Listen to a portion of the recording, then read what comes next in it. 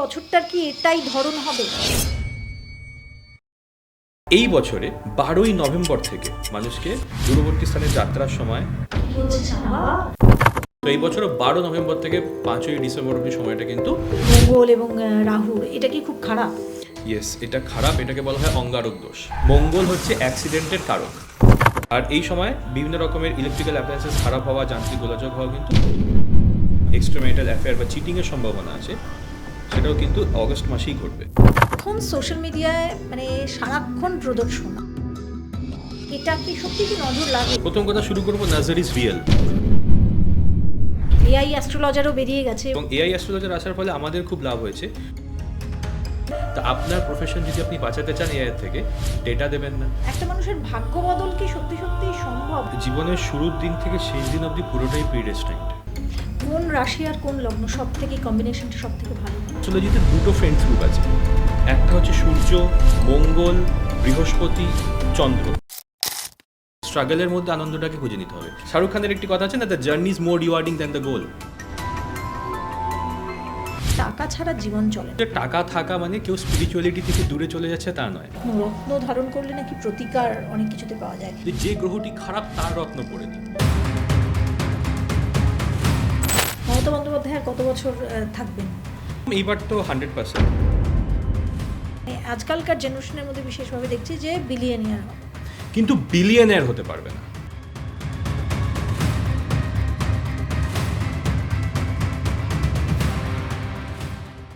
নমস্কার, mythology by রেনেসার পডকাস্টের আরও একটা এপিসোডে আপনাদের সবাইকে স্বাগত।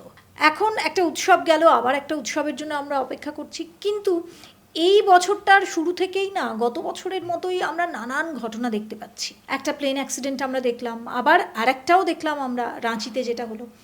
তো এরপরে আমার মনে হলো যে এই মার্চ মাসটায় একটা অ্যাস্ট্রোলজিক্যাল শো করা দরকার, কারণ এই যে মাসটা থেকে একটা খুব ইম্পর্ট্যান্ট ট্রানজিট শুরু হচ্ছে। আচ্ছা, একটা কথা শুরুতেই বলে দিই যে আমাদের এই শোগুলো করার একটাই কারণ, অনেকে অনেক সময় বলেন যে এই ধরনের শো কেন করছেন মাইথোলজি চ্যানেলে। কারণ আমি বারবারই যেটা বলি যে আমাদের ধর্মে, আমাদের হিস্ট্রিতে, আমাদের ইতিহাসে প্রাচীনকাল থেকে যে জিনিসগুলো আসছে, যেগুলোকে আমরা খানিকটা ভুলে গেছিলাম, যে জিনিসগুলোকে খানিকটা চাপা দেওয়া হয়েছিল, খানিকটা কেন অনেকটাই, সেগুলোকে তুলে আনার কাজই কিন্তু মাইথোলজি বাই রেনেসা বা আমি করছি। তাই আজকের শোটা অবশ্যই অ্যাস্ট্রোলজি নিয়ে, যেটা প্রাচীন ভারতের বিজ্ঞানের একটি। আসুন আজকের এই শোটা শুরু করি। আর আজকের এই শোতে বলবার জন্য যাকে আমি নিয়ে এসেছি, তিনি অত্যন্ত প্রসিদ্ধ, বিখ্যাত, কিন্তু খুব কম বয়সী একজন অনুভব ভৌমিক, ট্র্যাডিশনাল বৈদিক অ্যাস্ট্রোলজার, তাই তো? হ্যাঁ। অনুভব, কেমন আছেন? আমি খুব ভালো আছি, আপনি কেমন আছেন? একদম ভালো আছি, কিন্তু ভালো আছি বললেও একটু সতর্ক থাকতে হবে কিনা বুঝতে পারছি না, কারণ বছরটা খুব একটা ভালো যাচ্ছে না, অনেক রকমের বাধা বিপত্তি আসছে। এগুলো কি সব পূর্ব নির্ধারিত? মানে এই বছরটার কি এটাই ধরন হবে? এই বছরের এটাই ধরন হবে, এবং আমাদেরকে এটাও দেখতে হবে যে বর্তমান সময়টা কি চলছে। আমাদেরকে আগে থেকে প্রেডিক্ট করতে হবে ট্রেন অ্যাক্সিডেন্ট, প্লেন অ্যাক্সিডেন্ট বা জঙ্গলে আগুন, অর্থাৎ দাবানল লেগে যাওয়ার জিনিসগুলো যদি আমরা আগে থেকে প্রেডিক্ট করে রাখতে পারি, তাহলে কি হয় যে অনেক কটা প্রাণ আমরা আগে থেকেই বাঁচাতে পারি। যেরকম আমরা আগের বছর দেখলাম যে একটি বিশাল বড় প্লেন বা বিমান দুর্ঘটনা ঘটেছিল, সেটা কি এরারে সেটা আমরা এখনও পুরোপুরি জানতে পারিনি, ইনভেস্টিগেশন চলছে। এই বছরে 12ই নভেম্বর থেকে 5th ডিসেম্বর অবধি, অর্থাৎ 2026 সালে 12ই নভেম্বর থেকে 5th ডিসেম্বরের মধ্যে কেতু মঙ্গল যোগ পুনরায় ক্রিয়েট হবে সিংহ রাশিতে, ঠিক যেটা আগের বছর কেতু মঙ্গল যোগের জন্য কিন্তু এই ধরনের অ্যাক্সিডেন্ট আমরা 2 মাস ধরে দেখতে পেয়েছিলাম, মাল্টিপল অ্যাক্সিডেন্টস। তো এই বছরও 12 নভেম্বর থেকে 5ই ডিসেম্বর অবধি সময়টা কিন্তু মানুষকে দূরবর্তী স্থানে যাত্রার সময় একটু সাবধান থাকতে হবে। কি বলছেন আবার? রাহু এবং মঙ্গলের যখনই কনজাংশন তৈরি হয়, এটাকে বলা হয় অঙ্গারক দোষ। বাংলায় বলা হয় ছন্ন ছাড়া যোগ, অর্থাৎ ল্যাক অফ ডিসিপ্লিন, ইনডিসিপ্লিন, বা কোনো জীবনের উপর কোনো কন্ট্রোল না থাকা। রাহু এবং মঙ্গলের যখনই একসাথে যুক্ত হয় তখন ম্যানুফ্যাকচারিং ডিফেক্ট তৈরি হয়। তো এই যে ডিফেক্টেড টাইম বা এই যে যান্ত্রিক গোলাযোগ, প্লেন অ্যাক্সিডেন্ট, ঠিকঠাকভাবে না হয়, হ্যাঁ, এটা হতে পারে যে আপনার ঘরের ইলেকট্রিক্যাল অ্যাপ্লায়েন্সেস, যেরকম মাইক্রো ওভেন বা ইলেকট্রিক ওভেন, মিক্সার গ্রাইন্ডার, এগুলোও খারাপ হতে শুরু করবে রাহু মঙ্গল যোগের জন্য। এবং সেই যোগটা এখন চলছে, সেই যোগটা কতদিন থাকবে? 12ই এপ্রিল অবধি। 12ই এপ্রিল মানে ফেব্রুয়ারি মাসটা পুরোটা এবং 12ই এপ্রিল অবধি। এবং যারা কোনো কিছু নতুন জিনিস স্টার্ট করতে চাইছেন তাদেরকে আমার একটা সতর্ক বার্তা দেওয়ার আছে যে 23শে ফেব্রুয়ারি থেকে 4th মার্চ অর্থাৎ হোলি অবধি এই সময়টাকে বলা হয় হোলাস্টাক। এই হোলাস্টাকের সময় কিন্তু নতুন কিছু জিনিস স্টার্ট করতে নেই। মানে আপনি নতুন গাড়ি বাড়ি কিনতে চাইলে কোনো অসুবিধা নেই, কিন্তু আপনি যদি নতুন ব্যবসা স্টার্ট করতে চাইছেন, নতুন রিলেশনশিপ স্টার্ট করতে চাইছেন, নতুন আপনার ফ্যাক্টরিকে ইনঅগারেট করতে চাইছেন, ওপেন করতে চাইছেন, সেখানে আমি বলবো যে 4th মার্চের পরেই কিন্তু একটি ভালো মুহূর্ত দেখে করতে। 4th মার্চের পরে, মে নয়, মার্চ, মানে আর 1-2 সপ্তাহই বাকি এই পডকাস্টের দিন থেকে। কিন্তু আপনি যেটা বলছেন তার মানে এপ্রিল অবধি এই যে যোগটা সেটা চলবে। হ্যাঁ, এবার আমি বলি যে যাদের হচ্ছে গিয়ে কুম্ভ লগ্ন, বা যাদের হচ্ছে গিয়ে আপনার বৃশ্চিক লগ্ন, তাদের এই কনজাংশনটা এরকম জায়গায় তৈরি হচ্ছে, রাহু মঙ্গলের কনজাংশনটা, যে তাদের কিচেন অ্যাপ্লায়েন্সেসে প্রবলেম হতে পারে, বাড়িতে গ্যাস সিলিন্ডার জনিত প্রবলেম হতে পারে, এলপিজি সিলিন্ডার জনিত, বা আপনি যদি কোনো মেকানিক্যাল ওয়ার্কশপে কাজ করে থাকেন সেখানে আপনি ইনজিওর হতে পারেন। অর্থাৎ 12ই এপ্রিল অবধি যান্ত্রিক বা যন্ত্র নিয়ে যদি আপনি কাজ করে থাকেন তাহলে আপনাকে কিন্তু এক্সট্রা কেয়ারফুল থাকতে হবে। আর এই সময় বিভিন্ন রকমের ইলেকট্রিক্যাল অ্যাপ্লায়েন্সেস খারাপ হওয়া, যান্ত্রিক গোলযোগ হওয়া কিন্তু প্রচণ্ড কমন একটি ব্যাপার হয়ে দাঁড়াবে। মঙ্গলের এই যে যোগটা, মঙ্গল এবং রাহুর, এটা কি খুব খারাপ? ইয়েস, এটা খারাপ, এটাকে বলা হয় অঙ্গারক দোষ। যাদের চার্টে দেখে থাকি না যে কোনো একটা অগ্নিকাণ্ড হওয়ার জন্য তাদের বডির একটি সাইড একটুখানি খারাপ হয়ে গেছে, বা কোনো একটা বডিতে কোনো খারাপ মার্ক আছে, তো এগুলো কিন্তু রাহু মঙ্গল যোগ, কেতু মঙ্গল যোগের জন্যই হয়ে থাকে। তো ঠিক বছরের শেষে 12ই নভেম্বর থেকে 5ই ডিসেম্বরের মধ্যে কেতু মঙ্গল যোগ তৈরি হবে, যেটাকে বলে পিশাচ যোগ, পিশাচা যোগা পজিশনের। আর আরেকটা যেটা কথা বলবো যে যদি কেউ ক্রাইম করে থাকে, যদি কেউ খারাপ কাজ করে থাকে, যদি কেউ তার কলিগসদের অপমান করে থাকে, কেউ পার্টনারকে চিট করে থাকে, শনি বকরি হলে কিন্তু পাপীরা শাস্তি পায়। এটা কতদিন? 27শে জুলাই থেকে 11ই ডিসেম্বর। আবার যদি আপনি আপনার কর্মের ফল না পেয়ে থাকেন, ভালো কর্মের ফল, সেই সময় আপনি অ্যাওয়ার্ড, রিওয়ার্ড, রেকগনিশন, প্রমোশন, নতুন জব সব কিছু পেয়ে যাবেন, আপনি জাস্টিস পেয়ে যাবেন। আর যারা কোনো কর্ম দীর্ঘদিন ধরে করেও হচ্ছে না, শনি বকরি যখন হবে তখন সেই আটকে থাকা কাজ কিন্তু আবার শুরু করতে পারেন।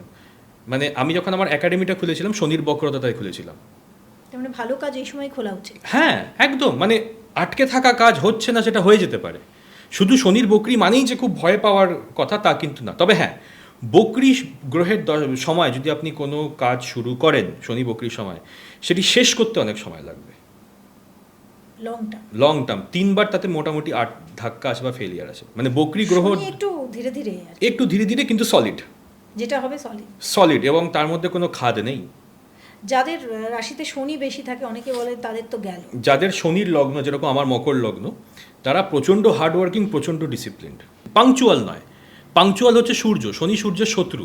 তো আমি পাংচুয়াল নয়, আমি সবসময় 20 মিনিট লেট, কিন্তু আমি রোজ অ্যাভেলেবেল কনসালটেশনসের জন্য, স্টুডেন্টদের জন্য, রোজ প্রত্যেক দিন সকাল থেকে রাত অবধি আমি অ্যাভেলেবেল, কিন্তু আমি পাংচুয়াল নই, পারি না। কিন্তু মানে আমার যেহেতু আমি শনি প্রধান ব্যক্তি, তো বেসিক্যালি আমি সত্যি কথা বলতে ভালোবাসি এবং স্পষ্ট কথা বলতে ভালোবাসি এবং খুব ডিসিপ্লিন স্ট্রাকচার অনুযায়ী জীবনটাকে লিড করতে ভালোবাসি। তো শনি ভালো গ্রহ। সত্যি এটা অনেকটা আমরা কিছু জানলাম। এবং আরেকটা বিষয়ও যে আপনি অনেক দূর থেকে এখানে এসেছেন, আমার দেশের মানুষ বলা যেতে পারে, যেটা হ্যাঁ এখানে এসে আমরা জানলাম। এটা সত্যি খুব ভালো লাগলো যখন মানে ওই দিক থেকে কেউ আসে, এবং সেটার একটা ভাইবসই আলাদা। একটা জোকস অ্যাপার্ট, আমরা এখানে এরকম কোনো আলোচনা কোনো করছি না, কিন্তু দেশের প্রতি টান তো সবার থাকে, জন্মভূমির প্রতি, মাতৃভূমির প্রতি। যাই হোক, আজকের আলোচনাটায় আমরা কিন্তু একটা অন্যরকম দিক জানতে পারলাম। এত দিন পর্যন্ত আমার এখানে যে সমস্ত অ্যাস্ট্রোলজিক্যাল আলোচনা আমরা করেছি, অ্যাস্ট্রোলজি নিয়ে, জ্যোতিষ নিয়ে, রাশি নিয়ে, সেগুলোর এক একটা অ্যাসপেক্ট ছিল। এটার আবার কিন্তু আমরা একটু অন্যরকমভাবে তুলে ধরার চেষ্টা করলাম। আপনারা এগুলোর সাথে মিলিয়ে নিন আপনাদের কী কী সমস্যা। এই যে খাওয়া দাওয়ার একটা লিস্ট করা হলো, এটা আপনারা মেনে চলার চেষ্টা করুন। এবং একটা প্রশ্ন, যে এই যে শনির বকরি আসছে, তাতে কি নতুন কিছু আপনি শুরু করতে চান, হ্যাঁ কি না, সেটা কমেন্ট বক্সে অবশ্যই লিখবেন। আর আরও একটা কথা, যে সবাই ভালো থাকবেন, সর্বোপরি পরিশ্রম করবেন। এটাই একটা কথা, যে যাই করি আমরা, আমাদের পরিশ্রম করতে হবে, পরিশ্রমের কোনো বিকল্প নেই, তাই তো? এটাই সব থেকে বড় আনন্দ, ভগবানের আশীর্বাদ যে পরিশ্রম করতে পারছি, নিজে যেটা হতে চাই সেটি হওয়ার জন্য। একেবারেই। আজকের আলোচনা এখানেই শেষ করি। আজকের পডকাস্টটা কার কেমন লাগছে অবশ্যই জানাতে ভুলবেন না, এবং আশা করছি পজিটিভ কমেন্টই পাবো। আর তার সঙ্গে আরেকটা কথাও বলি, যদি কোনো আপনাদের মন্তব্য থাকে সেটাও নিশ্চয়ই জানাবেন, কিন্তু ব্যক্তিগত আক্রমণ, আমি বারবারই বলি যে কমেন্টগুলো কিন্তু আমি সব পড়ি, দু একটা কমেন্ট যেটা দেখি যে কিছু ব্যক্তিগত আক্রমণ উঠে আসছে, এটা আমার মনে হয় এটা আমাদের কালচার না, আমরা এইভাবে শিখিনি। অতএব আমরা আলোচনা সমালোচনা দুটোই করব, কিন্তু কখনো ব্যক্তি আক্রমণ করব না। সবাই ভালো থাকবেন।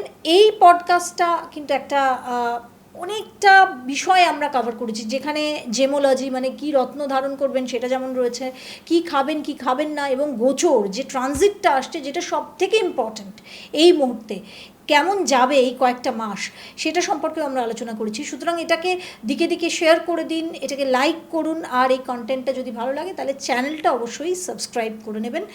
আর অবশ্যই এই সংক্রান্ত অ্যাস্ট্রোলজিক্যাল কী আলোচনা আপনারা দেখতে চান, যেটা আজকের এপিসোডে বাকি থেকে গেল, সেটা কমেন্টে আমাকে জানাতে একদম ভুলবেন না। সবাই ভালো থাকবেন। আরও একটা পডকাস্ট নিয়ে হাজির হয়ে যাচ্ছি। নমস্কার।